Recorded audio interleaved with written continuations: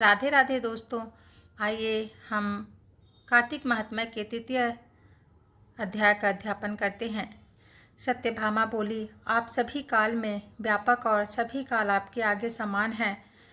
फिर वह कार्तिक माह ही सब मासों में श्रेष्ठ क्यों है? सब तिथियों में एकादशी और सब मासों में कार्तिक मास को ही आप अपना प्रिय क्यों बतलाते हैं? इसका कारण कहिए। भगवान श्री कृष्ण बोले, हे प्रिय, तुमने मुझसे बहुत ही अच्छी बात पूछी है। सुनो, मैं तुमको इसका कारण बतलाता हूँ, ध्यान से सुनो। इसी प्रकार एक बार महाराज बेन के पुत्र राजा पृथु ने प्रश्न के उत्तर में देवर्षि नारद से प्रश्न किया था और श्री नारद जी ने उसे कार्तिक मास की महिमा बतलाई थी। राजा पृथु के प्रश्न के उत्तर में देवर्षि नारद जी ने कहा था, हे राजन, एक समय शंख नामक एक राक्षस बड़ा बलवान और अत्याचारी हो चुका है। उसने अपने अत्याचारों से तीनों लोगों को कंपायमान कर दिया था। उस शंखासुर ने स्वर्ग में रहने वाले देवताओं को जीतकर इंद्र आदि 10 लोकपालों के अधिकारों को छीन लिया।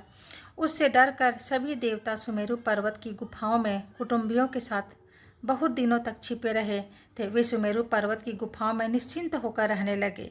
उधर जब शंख को पता चला कि देवता आनंद से सुमेरु पर्वत पर रहने लगे हैं, तो उसने सोचा कि ऐसी कोई दिव्य शक्ति जरूर है जिसके कारण अपना अधिकार छीन जाने पर भी देवता बलवान होते हैं। वह सोचते सोचते इस परिणाम पर पहुंचा कि वह सब वेद मंत्रों के बल से ही बलवान हो रहे हैं।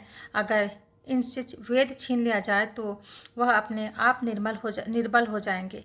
देवर्षि नारद बोले, ऐसा सोचकर असुर शंख ने भगवान विष्णु को सोते हुए देखकर सत्यलोक में वेद चुराने के लिए पहुंचा। उसको आता देखकर भगवान विष्णु ने उसकी नीयत जानकर उसे उसके डर के मारे बीज मंत्रों के साथ समुद्र के जल में छिप गए। शंख भी वेद मंत्रों तथा बीज मंत्रों को ढूंढता हुआ समुद्र में प्रविष्ट हो गया, लेकिन न तो उसको वेद मंत्र मिले और न बीज मंत्र ही। वह जब शंख समुद्र से निराश होकर वापस लौटा तो उस समय श्री ब्रह्मा जी पूजा की सामग्री लेकर सब देवताओं के साथ भगवान विष्णु की शरण में पहुँचे और भगवान को गहरी नींद से जगाने के लिए गाने बजाने लगे और धूप गंध आदि से बार बार उनका पूजन करने लगे। धूप दीप नैवेद्य आदि अर्पण करने पर भगवान की निद्रा भंग हुई और देवताओं सहित श्री ब्रह्मा जी को भी अपनी पूजा करते देखकर बहुत प्रसन्न हुए और उनसे कहने लगे, मैं आप लोगों के इस कीर्तन और मंगलाचरण से अति प्रसन्न हूँ। आप अपना अभीष्ट वर मांगिए, मैं अवश्य प्रदान करूँगा। जो मनुष्य आश्विन शुक्ल की एकादशी से देवोत्थानी एकादशी तक ब्रह्म मुहूर्त में उठकर मेरी अर्चना करेंगे, वह तुम्हारी तरह ही मेरे प्रसन्न होने के कारण सुख को प्राप्त करेंगे। यह जो पाद्य अर्घ्य आचमन और जल आदि सामग्री आप मेरे लिए लाए हैं, वह अनंत गुणों वाली होकर आपका कल्याण करेगी। शंख जो वेद चुरा कर ले गया है, सबके सब समुद्र में ही है। मैं उस शंखासुर को मार कर ले आता हूँ।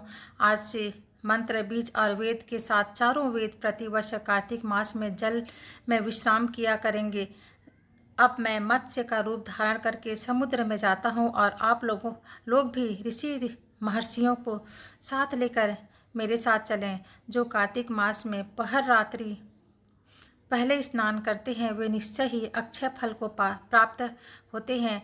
वह अज्ञात में अमृत स्नान का फल प्राप्त करते हैं। हे देवेंद्र, जो कार्तिक मास में व्रत करते हैं, उन्हें सब प्रकार से धन पुत्र पुत्री आदि देते रहना, उन्हें सब आपत्तियों से बचाते रहना। हे धनपति कुबेर, मेरी आज्ञानुसार तुम उनका धन धान्य बढ़ाते रहना, क्योंकि इस प्रकार का आचरण करने वाला प्राणी मेरा रूप धारण करके जीवन मुक्त हो जाता है। जन्म से लेकर मरण पर्यंत जिसने विधि पूर्वक यह उत्तम व्रत कर लिया है, वह आप लोगों का भी पूजनीय है।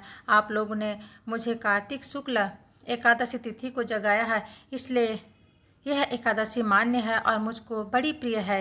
हे देवताओं, यह दोनों व्रत नियम पूर्वक करने वाले प्राणी मेरे समीप पहुँचते हैं।